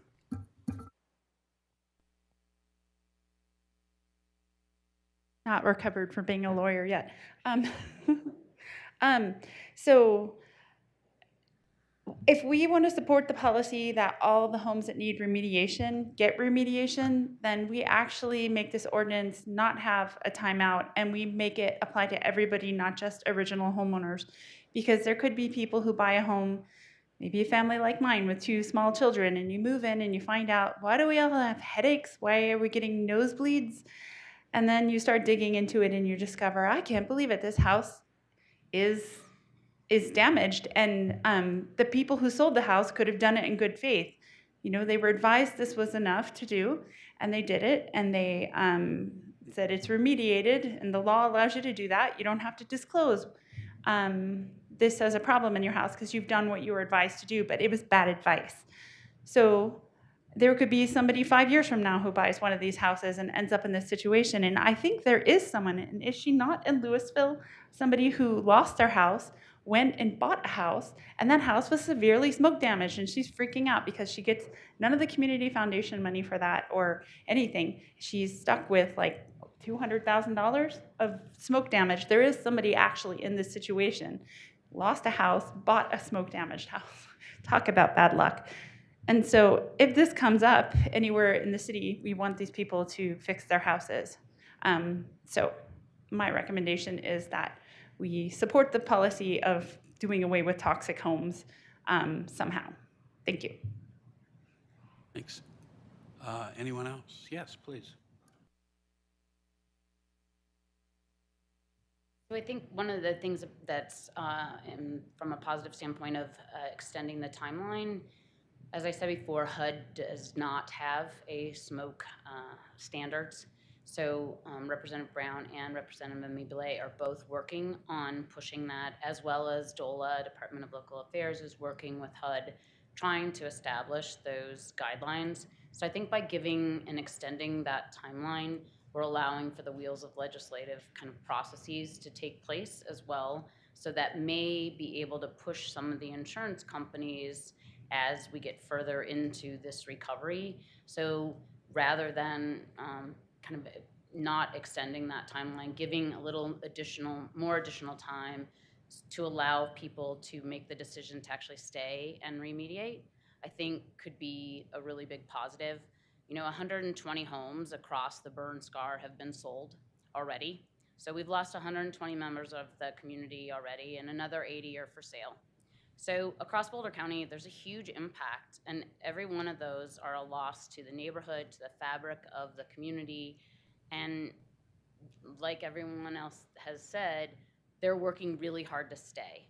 So I think in extending that, I realize you're late to the party, but you can make that up by extending it. And I think don't beat yourself up for being late to the party, because everything has been a layer of pretty much pure hell for every part of this recovery. So I think that knowing that as long as you're moving forward and trying to help in some way makes a difference.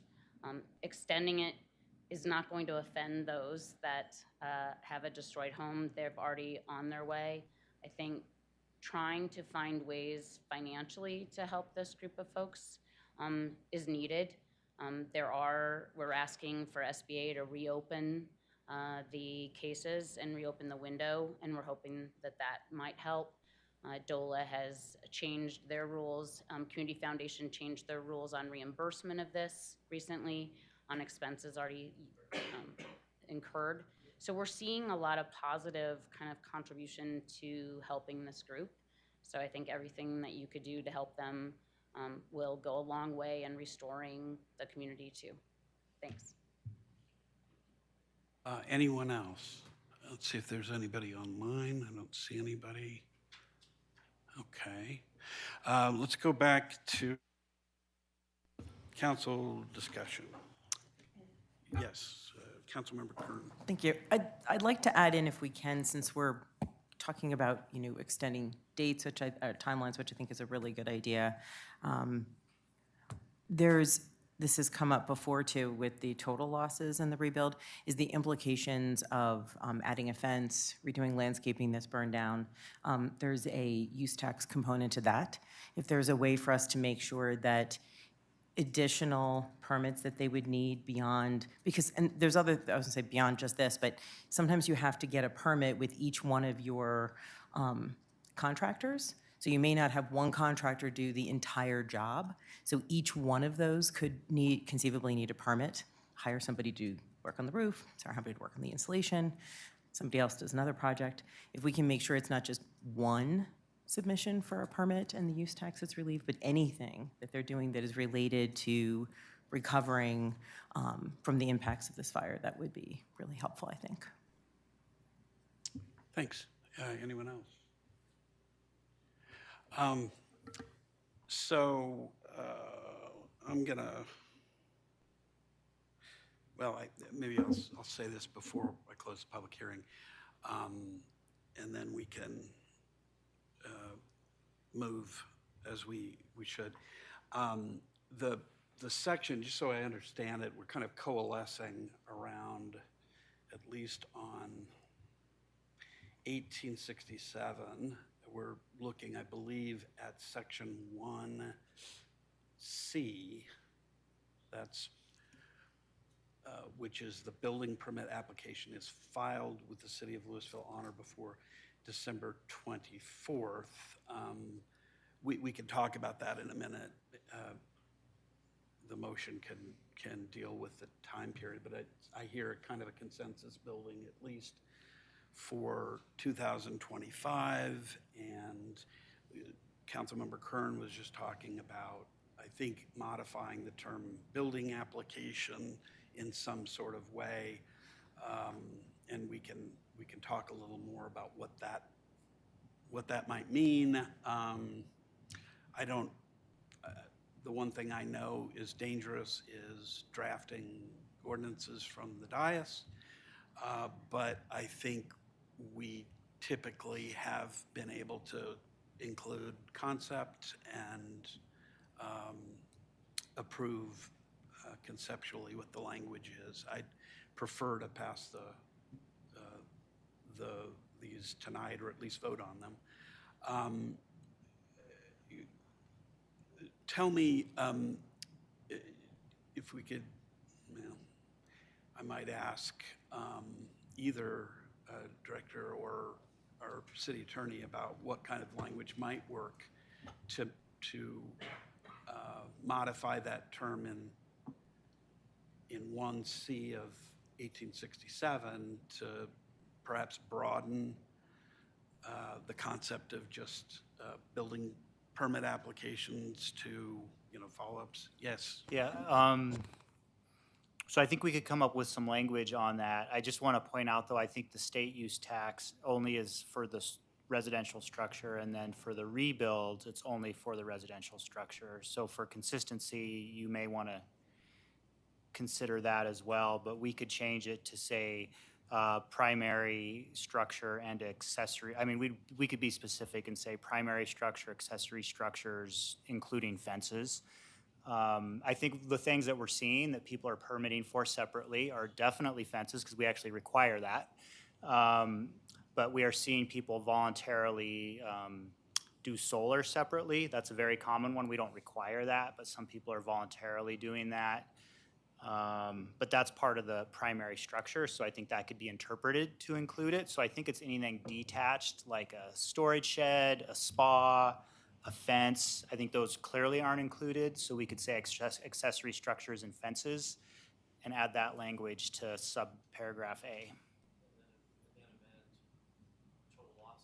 And then there's a question of if you want to amend it for total losses to keep on, but that would have to be, of course, a separate ordinance that we'd have to draft and run through the hearing process. I gotta say, I share your concern with trying to draft a lot of new language while we're sitting up here, and I wonder if we should stick to the date for now and vote on what's before us and come back and amend it later if I know that's additional meeting time, additional process, but I just worry that if we try and do it live, we're gonna get it wrong.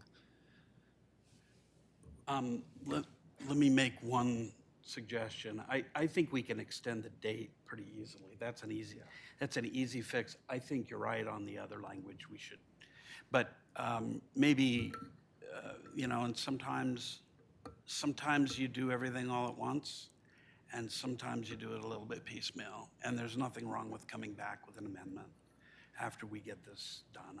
I think that the people who have come out tonight and the people who are looking to us to show that kind of leadership, I don't want anything to get in the way of that. So, but I hear your point. I think to the other pieces of this, I think I agree. Yeah, and I'm supportive of changing the date. I feel confident in our ability to change 2024 to 2025.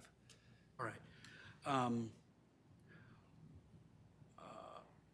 Let's see. I'm going to close the public hearing. Is there a motion on ordinance 1867? I'll move to approve ordinance number 1867, Series 2023, an ordinance exempting construction materials from the city's use tax for building permits issued for reconstruction of homes damaged or destroyed in the Marshall Fire burn area, with the amendment that it be extended until December 30th of 2025. 31st, I think. Just to clarify, you What? you meant to include the title that's on the bill or the ordinance itself, right? Oh, the use tax exemption up here? No, just Oh, the I ordinance. think the language just a little bit different on 1867, if I'm I remembering read it. that. Is that, well, maybe if I'm wrong, then. I think we're good. We're good? Okay, good. Second. What, I just have a quick friendly amendment to extend it to December 31st of '25, What did I say? 30th. Oh, 30, okay. Will you accept my 31st, friendly okay. amendment? Yes, I will. I also have a friendly amendment. I'd like to throw it out there and just see what the reaction is. I don't know if it's overly complicated, but I would add a friendly amendment to include accessory structures and fences. I don't think that's a I would second that. big rewrite.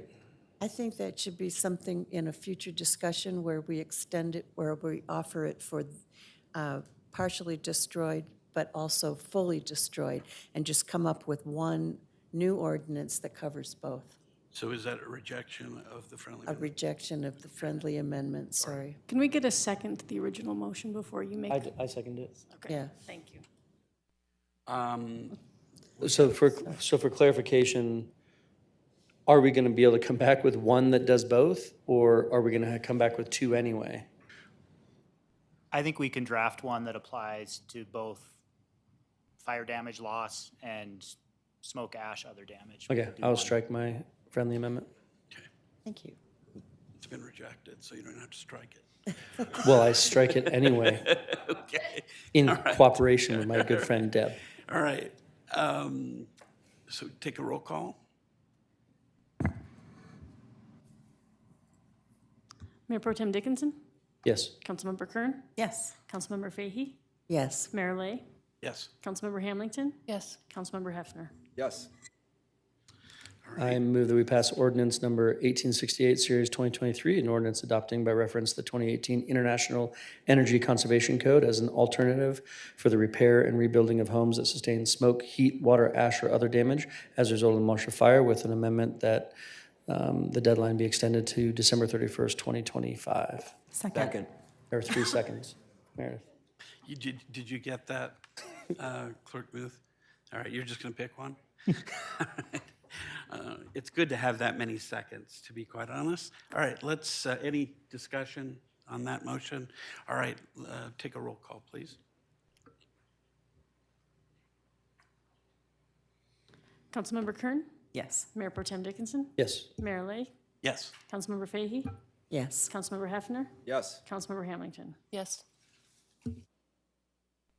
So both ordinances pass, and thank you very much. And it's about, why don't we, let's go to the next item. We could take a short break if we want, 10 minutes before. Why don't we come back here at 8 o'clock straight up? Thank you.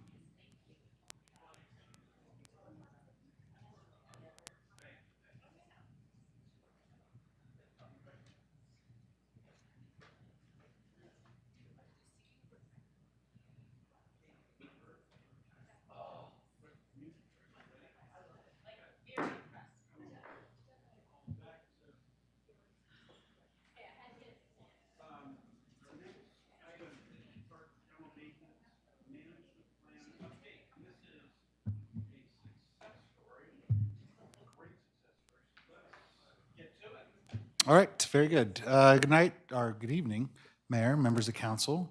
In January of this year, we had a presentation and there was an acceptance of materials for a general maintenance management plan for our Parks Division that had been in the works for about 18 months.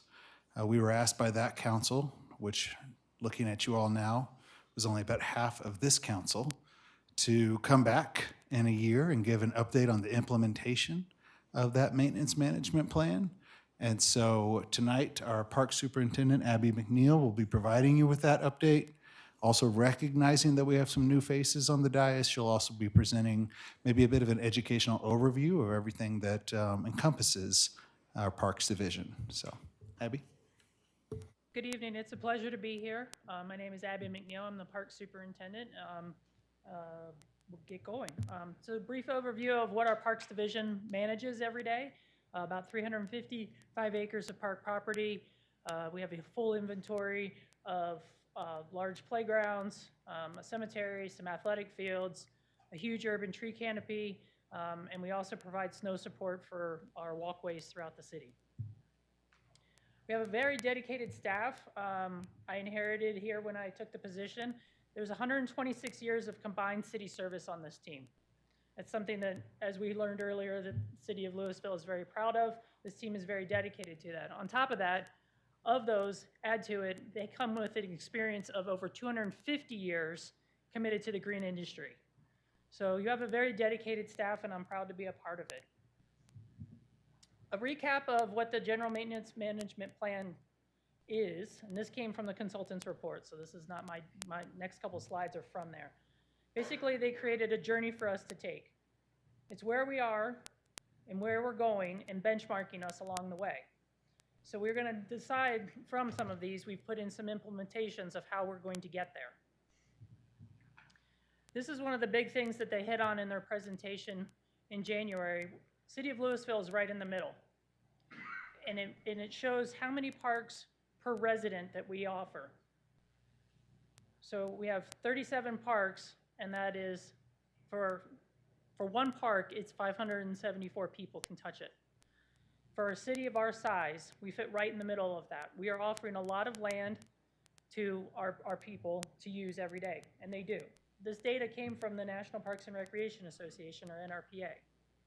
Our parks operations team, however, does manage more acreage to staffing, and that was one of the things that the report came out, is that we actually do a lot for what little staff and operations that we have. What I'm getting ready to go into next are what their recommendations are and how we've already addressed that in the last 11 months. So we've implemented a consistent maintenance process of service levels and customer expectations. As we presented in the report in January, we had already kicked off developing a best management practice and standard level.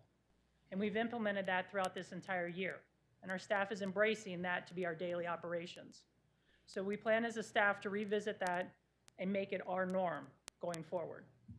We've developed a preventative maintenance plan and documented form of inspections. Currently, it's all done on paper and then uploaded. We've recently entered into an agreement to have a software package that will then make it mobile. So staff will be able to take a tablet out into the field and document it while they're doing it, starting as early as January. They'll also be doing playground inspections that way and our park inspections that way, and we're adding to those inspection reports. We've also worked about 70 to 75% build out of the workflow process through Lucity, which is the same program that our Public Works team uses. So we're getting closer to having an active work order system. We've implemented some benchmarking data.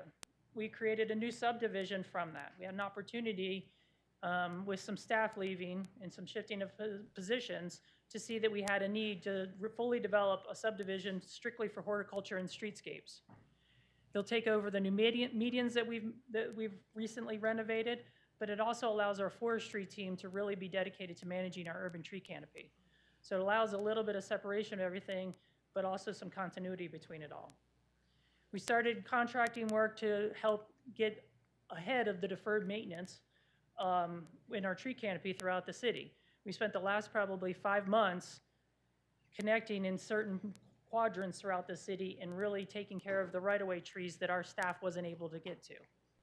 And it was basically, it's helping us catch up. So we're spreading that around and have a plan for it. And we're still trying to increase our service levels, but we're still delivering at that expectation, but we'll come back to helping increase that. The other thing we did was we didn't wait to have the Lucity system in place. We actually created some task tracking where staff report weekly what they do, where they do it, and how long it took them. So we're already capturing some of the data that our work order will do. For example, I pulled some data while we were sitting here. We've put in almost 400 hours of just snow operations in 2023. We've put in about 96 hours strictly in our cemetery. So I can break it down into what months they're doing it and what we're doing. So we're collecting that data as we go. So staff's getting used to what they'll have to do here in the future. We've done a complete inventory of assets as well as an assessment of those assets in order to help build that work order system. So we have a really good starting point of the condition of all of our park benches, the number of trash cans per park spaces, our current assessment of our playgrounds and so forth. So we're capturing all that inventory to get us going. We created also a 5-year lookout of how to replace all of our capital equipment, specifically to parks, so our mowers and our utility carts. I put a plan on paper. It's just a starting point to where we can go. We're scheduling out some things into 2024, which is including the resiliency planning, talking about how we are all prepared throughout, how it ties into the resiliency plan of the city. And we're also working on creating what those KPIs are, or performance indicators, to help us further our best management practices and our standards. So some other highlights, again, I talked about our printing contracts. We've also converted 95% of our 2-cycle units to electric or battery operated tools through a matching grant. We've participated in some capital improvement projects, our median conversions, our playground renovations. We've done a full irrigation update, including the pump at our community park.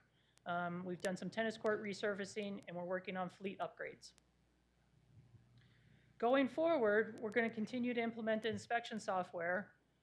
We're looking at future options for electrical equipment and how to convert more sustainable landscapes. Our horticulture team is diligently updating the preferred plant list to include Firewise ratings, so when it's public and people are rebuilding, they'll understand some of the same plant material that we're recommending that we're putting in our spaces. We're looking towards improving our lighting and making it more energy efficient. It might be a phased program out at our sports complex. We have continued tennis court renovations and some more irrigation pump replacements, which is just aging infrastructure. And lastly, we're going to actually fully implement, I hope by the middle of the second quarter, just to kind of some things have to come together, our work order system. So we really can start tracking all the time and materials it takes to do what we do. I'm looking into maintenance management software that'll help us track our equipment. It's one I've used in the past. It'll help us actually track cost of ownership of what it takes when we ask to buy a $70,000 electric mower. We'll have a cost of ownership that we can attest to that. And then further implementing all of our tracking. So with that, that's really what we've done to date.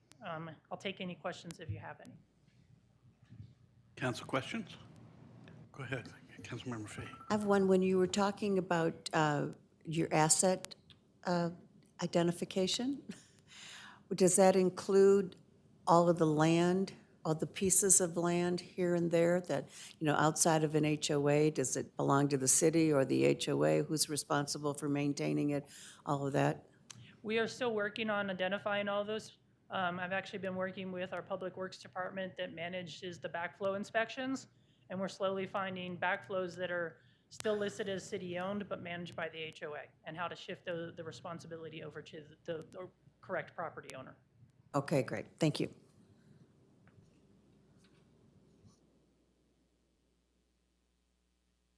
Thank you very much. This is a mouthful.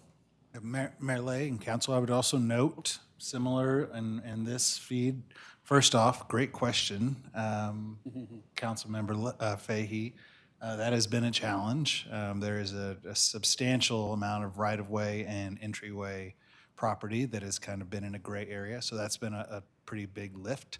But I would also note, on that same note, and I see that Catherine Smith is still here, and I've spent a lot of quality time with her over the past couple of weeks at public meetings, that this is kind of in similar form or fashion to what open space operations is going to go through over the next year to 18 months as well, as we evaluate full asset management and best practices, excuse me, and best practices for maintaining those lands. So just more to come, but this is a good indication of what you'll see with that. Thank you very much. Any other questions? All right. Thank you.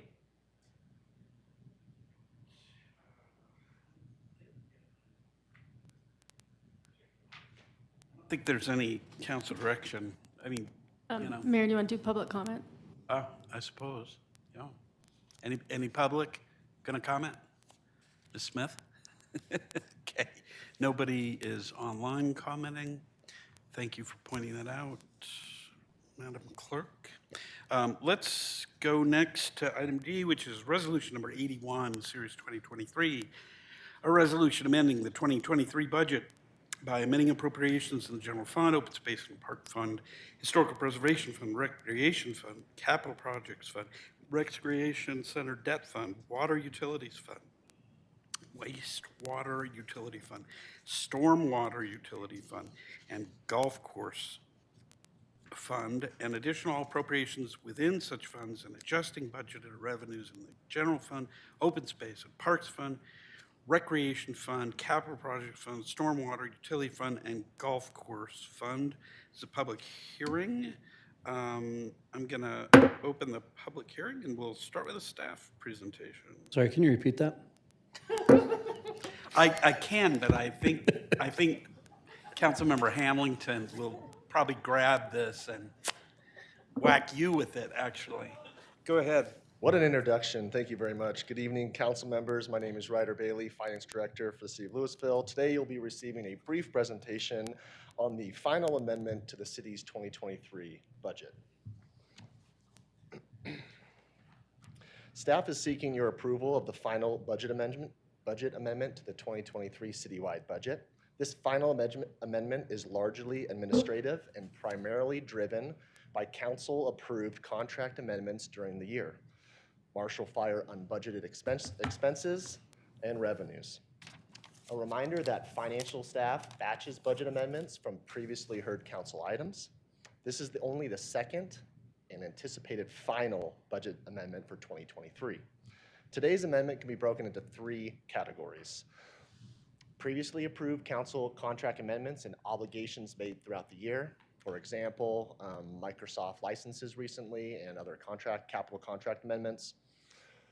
Marshall Fire unbudgeted revenues and expenditures, public safety, disaster response team invoices, fencing, utility water quality control expenses. And lastly, administrative. For example, within the Historical Preservation Fund, we have prior year grant awards being paid out of the current year budget. These are things you approve, so we're administratively correcting the budget for 2023.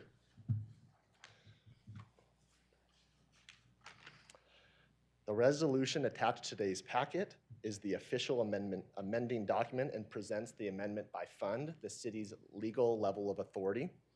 The body of the resolution presents changes at the fund level, while the appendices to the resolution provide the greatest level of detail at the line item account.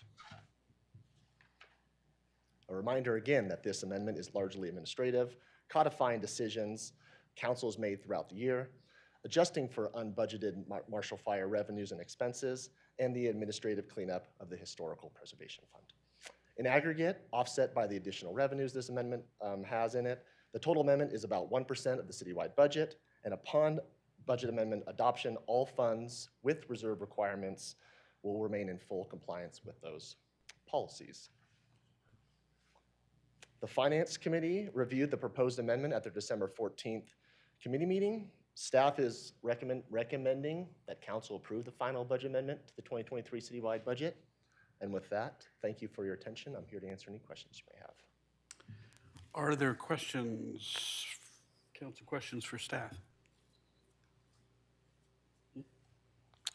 There are no questions. That's probably never going to happen to you again, Director, but all right, is there any public comment?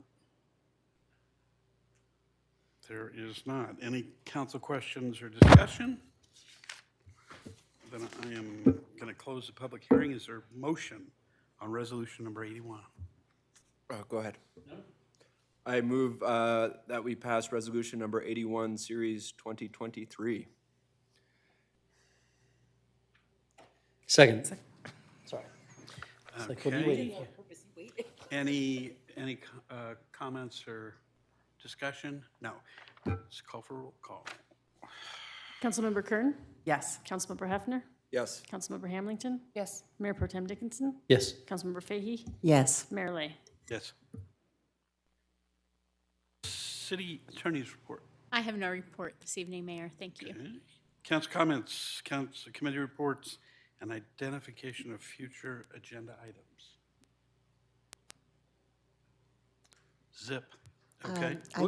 I would just say this might be the place to make sure that we are having something brought to us about that, the use tax rebates on fencing and outbuildings and things like that, maybe even landscaping. Confirmed. Thank you. And longer term, I don't know that this really needs to be made very specific, but I think we do need at some point to figure out if there's a city role to play in helping to address the kind of only partially remediated disasters that are some of these folks' homes that they talked about tonight. And honestly, I don't, that's probably a really complicated thing that involves CDPHE and the county health department and all kinds of other folks. But, at some point down the road, we ought to revisit that. I appreciate that. It is complicated. Deputy City Manager and I were discussing some ideas that we want to explore in that regard during the latter break, so hear ya. I'm sure they will bubble up at some point. Yes, Councilmember Kerr. Yep, I kind of wanted to add to that. There's another layer that I was reminded tonight that we may want to address, not just or in Louisville, but countywide, if it could help, is within the public school systems. So the schools, the Boulder Valley schools, as well as the private schools, were still impacted by smoke and ash. And those same uncertain, untested standards that people are having a problem with in their homes applies to the school system. And we want our kids to be safe and breathe well in their houses, but in the schools too. So if there's anything that we can do where we're helping with the homes and trying to come up with something for that, if we can work with BVSD and the private schools as well to ensure that our children have a safe environment to be in, that would be great. Okay, any other comments? We are adjourned. Happy holidays. Myself in favor as written. At this point, I'm viewing the no-build zone really as a giant setback. And not some, we throw around the word gateway a lot. It's more just kind of about highway beauty.